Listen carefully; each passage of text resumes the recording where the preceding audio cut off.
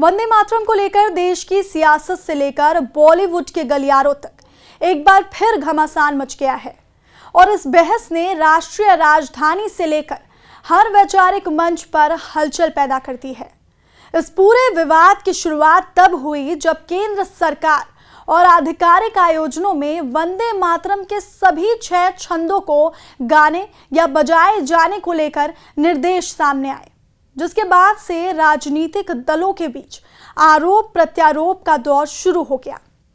इसी सिलसिले में पश्चिम बंगाल के दौरे पर पहुंचे केंद्रीय गृह मंत्री अमित शाह ने सिलीगुड़ी में एक कार्यक्रम के दौरान इस फैसले को एक ऐतिहासिक कदम करार दिया।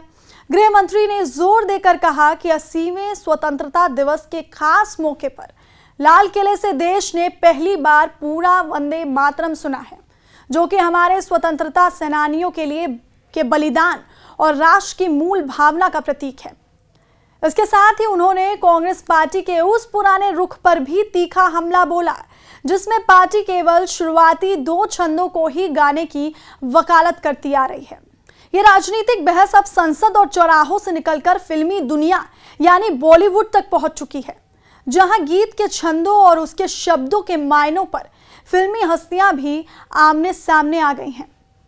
हाल ही में जानी मानी दिग्गज अभिनेत्री शर्मिला टैगोर ने एक इंटरव्यू के दौरान वंदे मातरम के आखिरी 4 छंदों को लेकर अपनी चिंता और सवाल उठाए। उन्होंने कहा कि भारत जैसे विविधतापूर्ण देश में कई लोग ऐसे हैं जो सिर्फ एक ईश्वर में विश्वास रखते हैं, और चूंकि वंदे मातरम के अंतिम छंदों में देवी दुर्गा और मां काली जैसे हिंदू देवी देवताओं का स्पष्ट जिक्र आता है, इसलिए एक ईश्वर को मानने वाले समुदाय के लिए उन पंक्तियों को गाना थोड़ा असहज या मुश्किल हो जाता है। उनका तर्क था कि अगर देश के सभी नागरिकों को साथ लेकर चलना है तो शुरुआती 2 छंदों का गायन सबसे उपयुक्त और सर्वमान्य विकल्प है, क्योंकि वो सीधे तौर पर मातृभूमि की वंदना से जुड़े हैं। शर्मिला टैगोर के इस बयान के सामने आते ही बॉलीवुड अभिनेत्री और बीजेपी सांसद कंगना रनौत ने इस पर बेहद कड़ी प्रतिक्रिया दी और सोशल मीडिया के माध्यम से उन पर पलटवार किया।